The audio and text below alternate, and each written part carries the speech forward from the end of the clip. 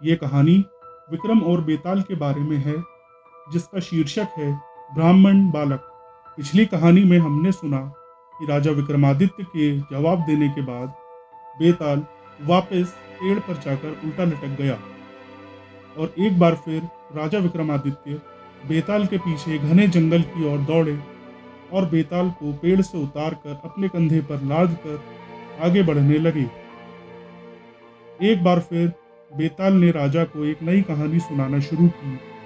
आइए सुनते हैं इस कहानी को।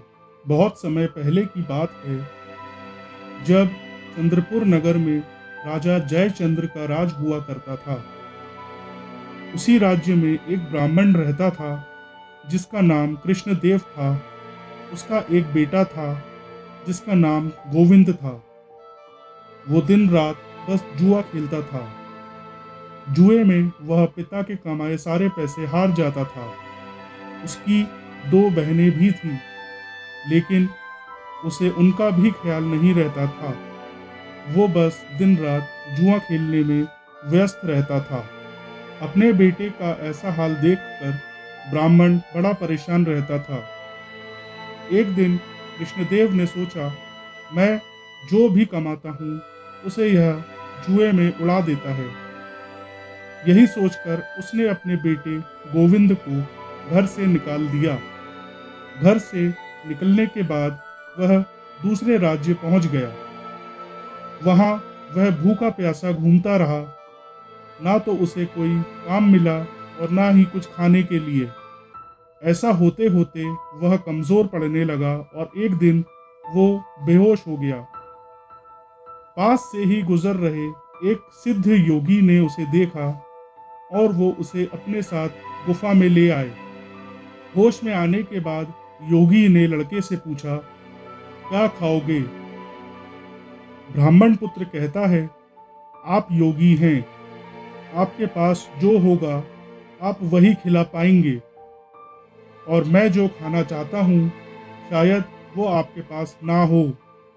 इतना सुनते ही योगी ने कहा, तुम बस बताओ, तुम्हें क्या खाने की इच्छा है? इतना सुनने के बाद गोविंद ने अपनी इच्छा जाहिर की, जिसे सुनते ही योगी ने अपनी सिद्धि की मदद से उसकी मनपसंद थाली प्रकट कर दी। यह देखकर वह लड़का हैरान रह गया। पहले उसने खाना खाया और फिर योगी से पूछा, यह चमत्कार आपने कैसे किया? योगी ने बिना कुछ कहे बस उसे अंदर की ओर जाने का इशारा किया। वह जैसे ही अंदर गया तो उसे बड़ा सा महल और कई दासियां दिखीं।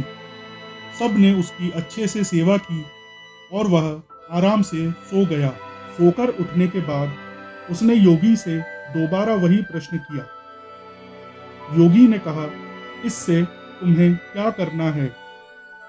तुम यहाँ कुछ दिन मेहमान की तरह रहो और व्यवस्थाओं का आनंद उठाओ। ब्राह्मण पुत्र जिद पर अड़ गया और कहने लगा कि वो भी यह सिद्धि हासिल करना चाहता है। परेशान होकर योगी ने उसे विधि बता दी और कहा कि जाओ, अब मन लगाकर साधना करो।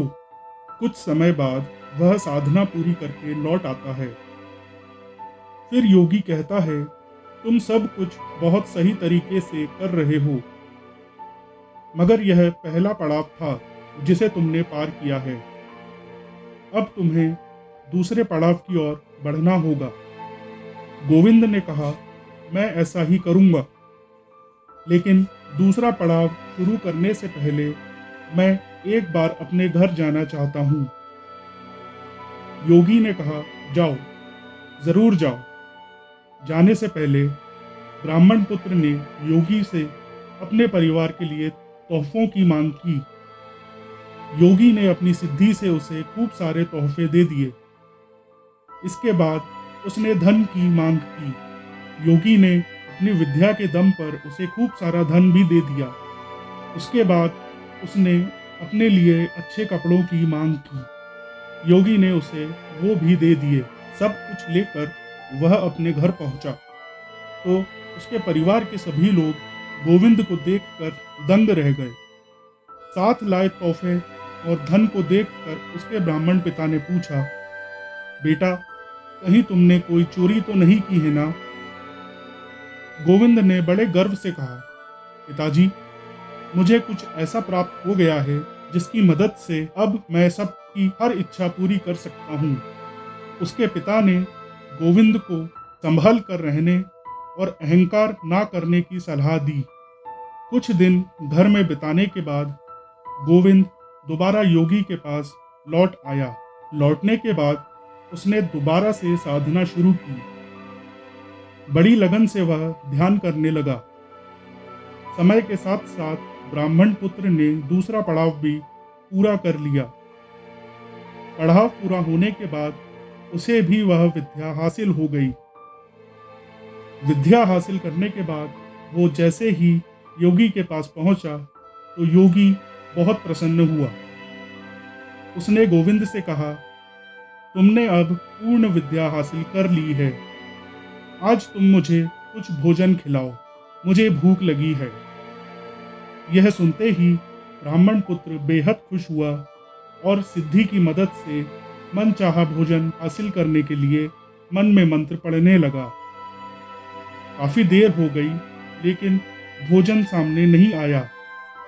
वह क्रोधित होकर चिल्लाने लगा, मेरी विद्या काम क्यों नहीं कर रही है? मैंने भी सिद्धि हासिल की है, उसका फल मुझे क्यों नहीं मिल रहा है?